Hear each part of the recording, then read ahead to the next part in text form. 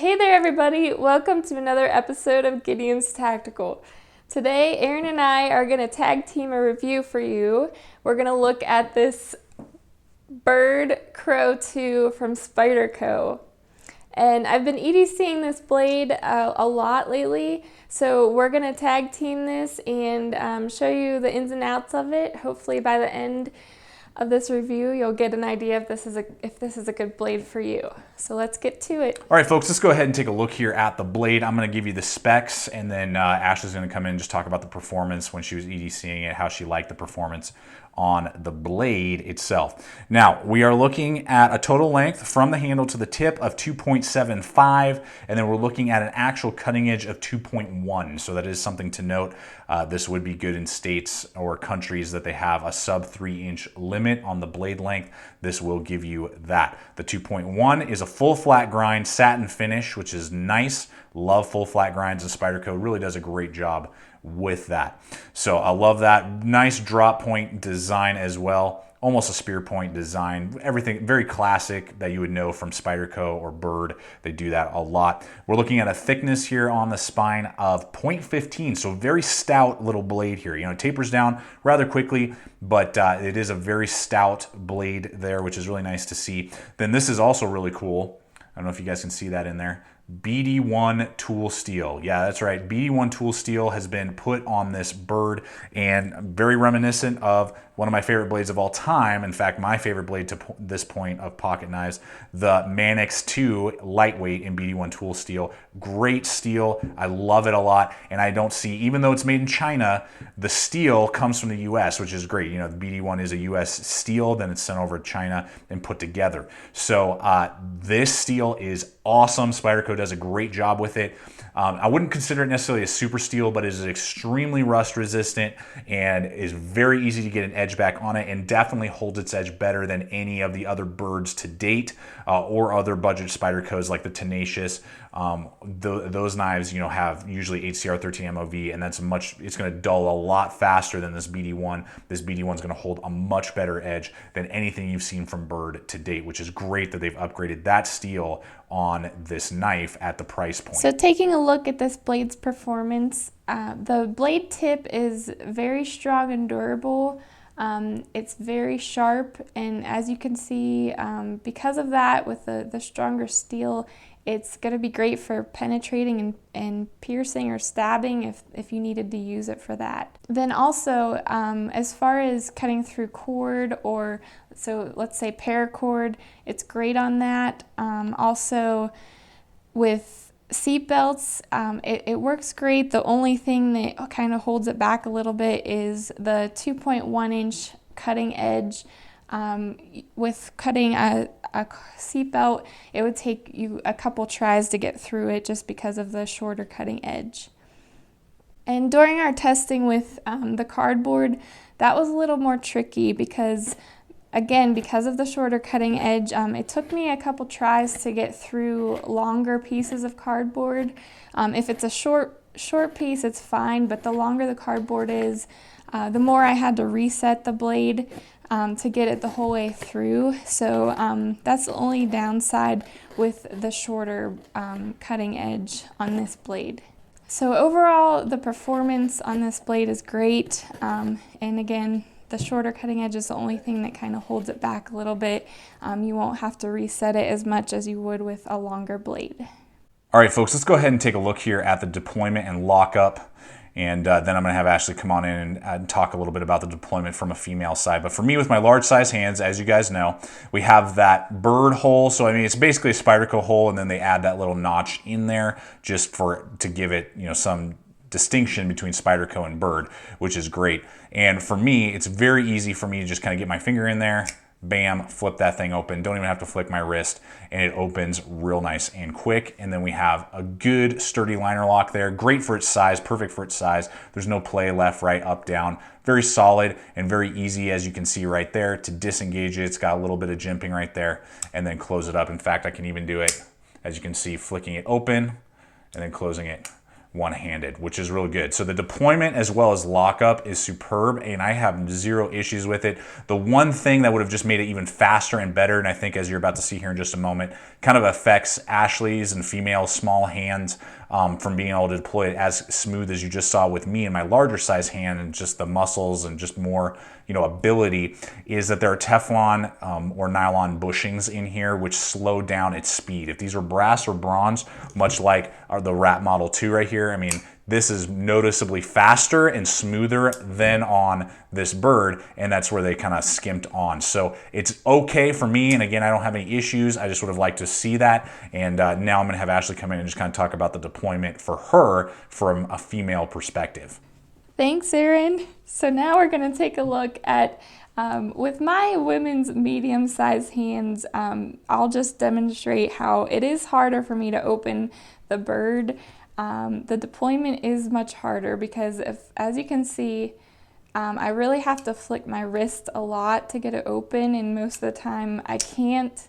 There are times when I can do it, but I really have to concentrate, and it's just harder for me. So whereas with this Rat Model 2, I barely have to flick my wrist at all, and it quickly, on the first try, deploys. So that's one thing that for me and my smaller hands is sort of an issue with the Byrd.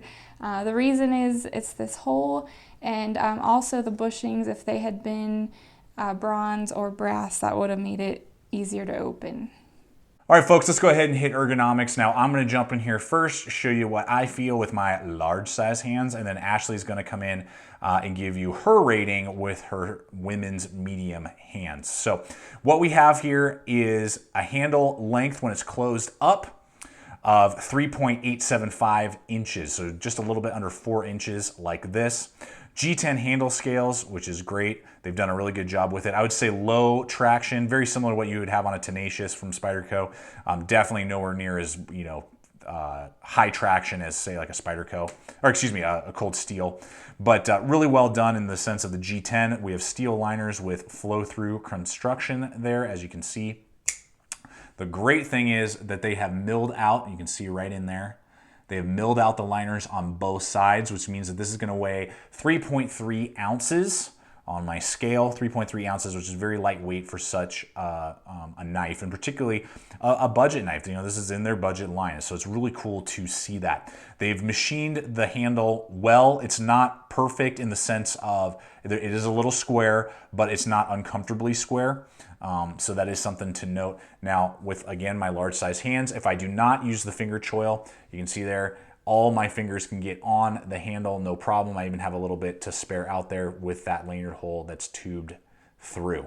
So that's nice that I can do that, and I can get that real nice thumb ramp right there. They've got a little bit of jimping. I'm not, as you've watched some of my other videos, not a super big fan of jimping. I'm a little more tolerant of it in my pocket knives. Spyderco does a great job of jimping. It's just barely there, gives you just a little bit of grip, but doesn't hurt your finger at all. They do the same down here on this finger choil. Then if I choke up on the finger choil, you can see there, I've still got plenty, and it actually kicks out all the way. And I can get really, you know, aggressive basically on my cutting for such a small little knife. I can really, you know, grab onto that thing and do really fine cutting and really detailed work if I need to. Now, as I've said, it's kind of blocky. The pocket clip is rather large and does flare out a little bit, so that definitely does affect the ergonomics for me. Not as much as it will on Ashley, as she's about to share with you. But for me, with my large size hands, with this size of knife, I'm giving this a very solid 4 out of 5 on the ergonomic rating. If it just was a little more rounded off, and if the pocket clip wasn't as big, and they maybe just did something a little bit different with the pocket clip so it didn't bite in my hand quite as much, I would have been giving it a 5 out of 5. And I'm really glad for such a small knife. It does give me full real estate with my large size hands on the handle. So that's my rating, 4 out of 5 on the ergonomics. But now let's have Ashley jump in here and talk about the ergonomics from her perspective. So my ergonomic rating on this is going to be a 3 out of 5. So if you take a look, it looks okay in my hand. It looks like it fits okay with my smaller hand. My pinky's not coming off the end of it, but at the same time, whenever I just grasp it normally, my pinky rests on this hump here, and it doesn't naturally fall into this groove like it would for Aaron's hand or someone with a larger hand. So that makes it uncomfortable for me. Another thing too, even if I choke up on it, that's even more awkward because again, my pinky's in this weird spot and it just doesn't feel comfortable. And then on top of that, this pocket clip is digging into my hand as I hold on to it, and over time that just becomes uncomfortable for my hand. And again, it's because of probably the size of my hand that this is made for a larger hand, but that's why I'm going to give it a 3 out of 5 on the ergonomics.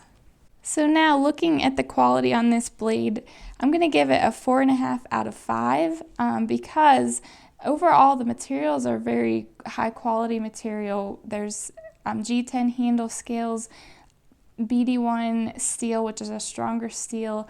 Also the pocket clip is stronger, as we talked about, and the liners are hollowed out, which is great.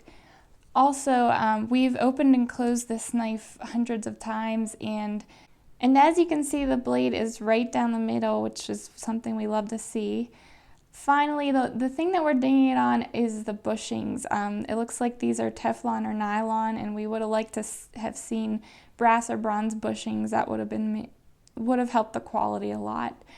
So overall, that's the only reason we're dinging it, and we're giving it a 4.5 out of 5 on quality. So now we're going to take a look at the pocket clip on this Byrd. I'm going to give this a 4 out of 5, and here's why. First off, the pocket clip is made out of a denser steel, so it's less flimsy than older Byrd models. As you can see, it's pretty strong, which is really good. Also, it's ambidextrous, so it's a righty or lefty, and it is tip up only, which is great. And finally, this really fits well in girls' jeans. So girl jeans usually have shallower pockets than men's, and this rides really nice. It's pretty low. The only thing I would mention is that there's about a 3/4 of an inch that is going to stick out on the girl jeans, but that's not too bad. So overall, for those reasons, I give this a 4 out of 5. All right, folks, let's go ahead and hit value here real fast on the knife. I'm giving this a very solid 5 out of 5. Perfect 5 out of 5, honestly. This is going to run you $42, BLADEHQ, eBay, Amazon, which is a great price point because if you think about the Spyderco Tenacious and that whole budget line that the Tenacious fits in, that's HCR 13 MOV steel, and this has basically the exact same materials and fit and finish that you'd be getting on one of those Spydercos, but you're getting a much higher quality BD1 steel, which is very impressive to me for basically about the same price or within $5. And just to think of that in comparison to, say, like a Delica 4 with VG10 Japanese-made steel. Now, there are things that I like about the Delica 4 a lot better than this Byrd, in the sense of I like the blade shape, the longer edge. I like the handle ergonomics are a lot better for me than on the Byrd, but this is going to run you about $15 to $20 more than the Byrd.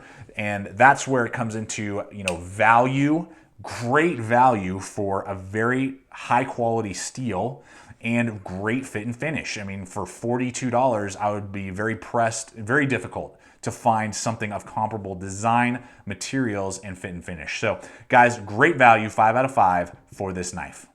Okay, so we're going to take a look at the final likability on this blade. I'm going to give this a 3.5 out of 5 just because of the things that we talked about that I would like to have seen different. It's 3.5 out of 5 for me. What about you, Aaron? Well, for me, it's designed definitely a little bit more for a man, even though it is smaller or somebody with bigger hands.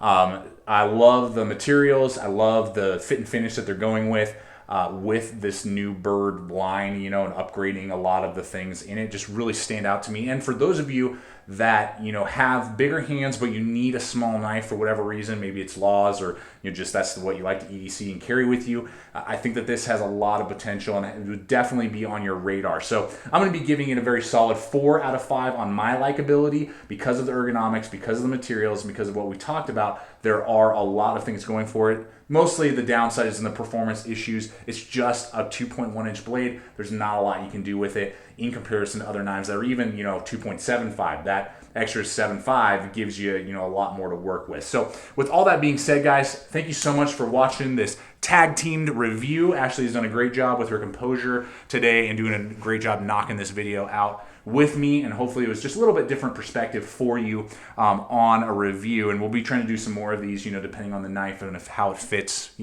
with her and I in some of these reviews. As always, check us out on all the relevant social media. Links are in the description below. Please subscribe, comment, like, share this video, and as always, remember, stay equipped. Stay prepared. We'll see you out there. Hey, welcome to another episode of Gideon's Tactical. Today, Aaron and I are going to... That was so creepy, but it's hilarious. Okay, so go for it. I'm gonna cruise in. Just go. It's hilarious. You probably one of the best. I'm gonna just ignore you. Do it, please. Okay.